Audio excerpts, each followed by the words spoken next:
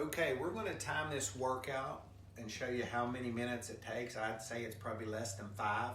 I sit down the first thing of the morning on this, and if you notice, I'm 250 pounds, and this thing, I have no problem in the world. It's not going to flip me out from under it or anything. But the first thing I do is I stretch my back out a little bit this way. And I've already noticed that I'm a little bit more limber with it. The second thing that I do is I use this longer length on this one. You can get a shorter length, but I like this longer length because now I can use my hands to guide this thing. So I just gently slide it down. And here's where I get a little bit of squat work out of this, but I put my very tailbone on that, and I had a little bit of a release there. I wish you had the volume that you could have heard that. But then from there, I slide back, and all this time, if you notice, this thing, I guess it could slide out from under you, but it's so sturdy that it's not sliding out from under me at 250 pounds. So all I do is I work it all the way from my belt line, all the way up to my neck, okay?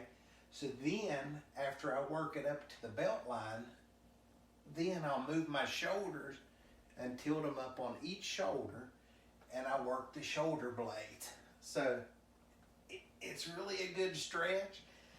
And then, like I said, I get a squat out of it if I want to squat. If you notice how I'm bending my knees and pushing up, then I'm getting the stretch that you just can't get this stretch sitting on the floor.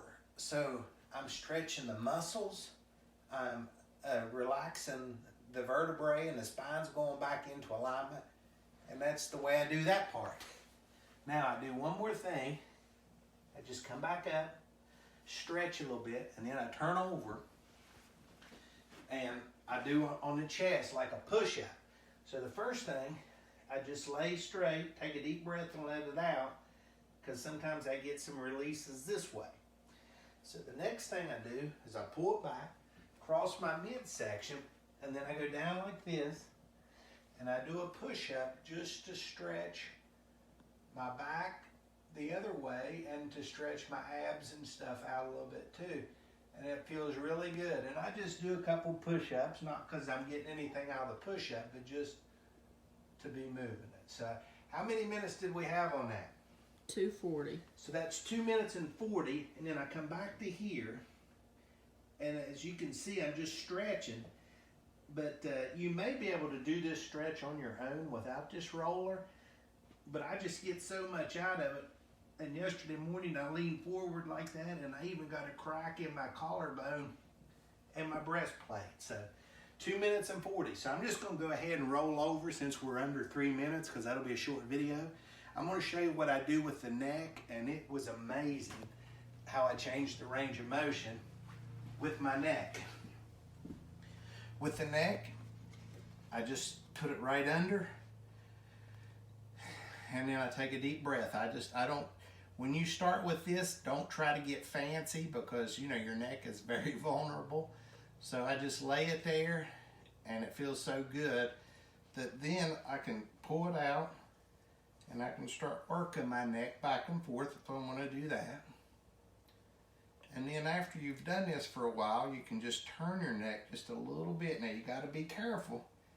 You want to go really slow on this. But from when I started turning my neck on this, and I'll show you here in just a second when I get up, I just can't tell you how good that has felt. Now one thing I'll show you, and then we can close it out. On my neck, I bet you right here is probably as far as I could have turned it before I started using that roller.